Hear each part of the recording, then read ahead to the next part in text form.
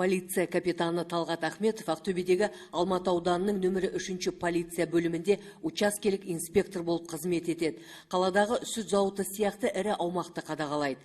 Полиция болу бала кездегі арманы. Алғашқы қызығушылығы әскери формадан басталған. Нағашы атасы мен ағасы ішкі істер саласында еңбек еткен. Өзім қызықтым осы формаға. Осы мен де кисем екен деп ағамның формасын киіп, өзім үлкен ол формаға. Маған киіп аламын, мен өзіне батып кетемін формаға. Үлкен форма. Сол өзім жаңа фуражканы киіп, айнаға қарап, мен де өсіп, мен де осы форманы киемін, мен де жаңағы отанның алдында осы салада қызмет етемін деп, өз-өзіме алдыма міндет қойдым. Талғаттың жұмыс уақыты таңғы 9-да басталып, түнгі 11-ден ауа аяқталады. Тұрғындардан шақырту, арыз шағым тәулік бойы түседі. Бәріне үлгеру ең қиын міндет.